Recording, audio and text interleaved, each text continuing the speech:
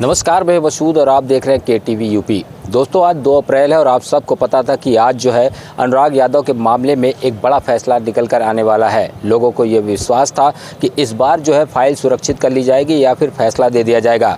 पिछली तारीख को जो है कंडोलेंस होने की वजह से जो आज 2 अप्रैल को तारीख पड़ी थी। हालांकि आज जो है तारीख पर कौन आने वाला, आपको पता है कि अनुराग के जो पिता है, प्रधान के जाने के बाद अनुराग के पिता ही तारीख पर देखने आते थे, लेकिन आज उनकी तबीयत ख़राब होने की वजह से जो बहन स्वाति है आज जो तारीख पर आई थी।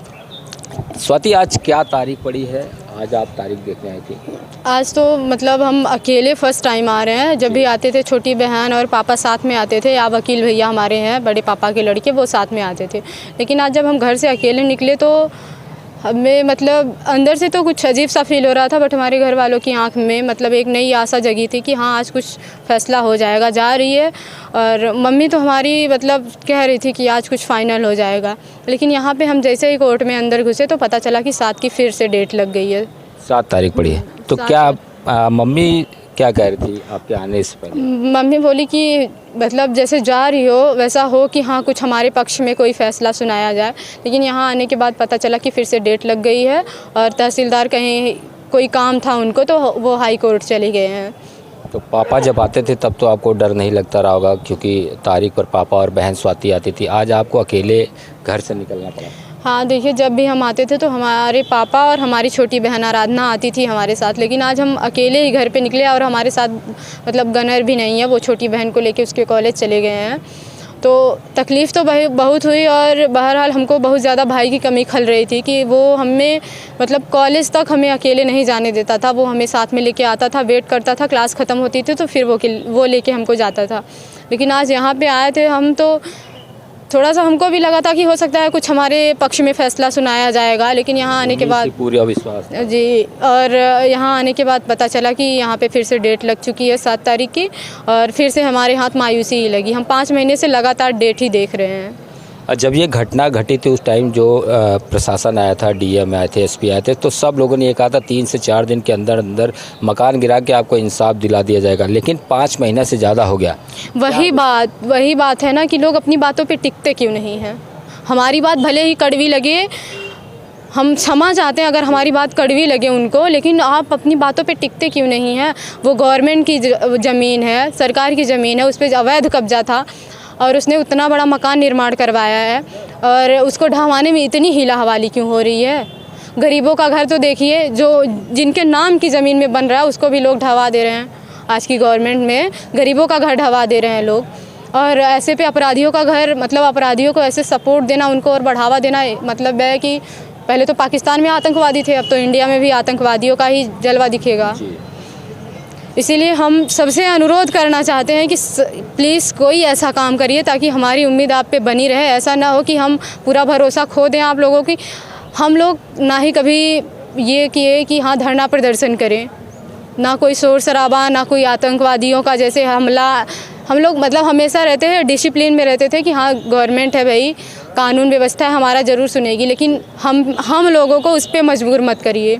मरता क्या नहीं करता आदमी, गरीब है, नहीं सुनवाई हो रही है तो लास्ट में जाते जाते क्या करेगा? धरना प्रदर्शन करेगा, तोड़ फोड़ मचाएगा, पत्थरबाजी होगी। इतनी बड़ी घटना हुई लेकिन आप लोगों ने प्रशासन का कहीं ना कहीं साथ दिया, उनके साथ आप लोग लगे रहे कि और विश्वास था कि एक उम्मीद निकल कर आएगी इंसाफ की, मकान ढाया जाएगा, लेकिन कुछ हुआ नहीं उस टाइम। जी बिल्कुल। और रही मकान ढहाने की बात, तो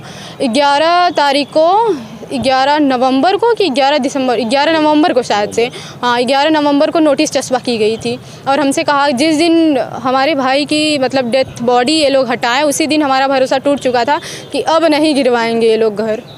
लेकिन एक बार नोटिस चस्पा हुई तो फिर हमारे मन में आया कि हो सकता है कि गिरवा दे। 15 तारीख की डेट दी गई थी, 15 से न जाने कितनी 15 बीती तब से। कहीं ना कहीं अगर भाई आपका होता तो शायद आज आप लोगों को ये दिन नहीं देखना पड़ा। भाई होता तो ज़रूरी क्या था ये सब करना। हम तो वैसे भी किसी के मैटर में नहीं पढ़ना चाहते, भाई तुम्हारा मैटर है तुम देखो। हम गरीब लोग हैं, हमारा इतना बड़ा ग्राउंड है ना, हम उसी में, हमारे गरीबों में एक कहावत कही गई है कि जितना चादर उतना पैर।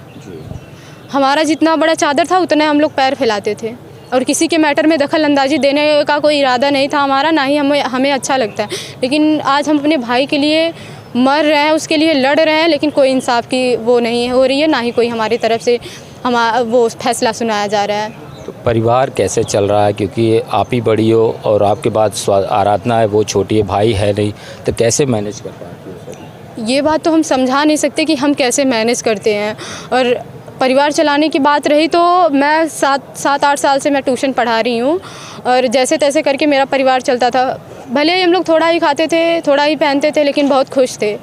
और हम ये सोच के मतलब ट्यूशन पढ़ाते थे, जॉब करते थे कि कभी ना कभी मेरा भाई बड़ा हो जाएगा, वो हम लोगों के साथ रहेगा, लड़ेगा और ऐसा काम करेगा कि मेरा पूरा परिवार फिर से एक बार खिल उठेगा। वो होता है ना कि कीचड़ में कमल खिलते हैं, तो हम लोग समझ लीजिए कि कीचड़ थे और लोगों ने ऐसा किया कि हम कीचड़े रह गए।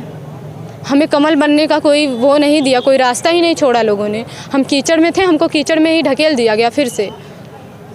और जो बचा खुचा था अब वो कानून व्यवस्था खा रही है।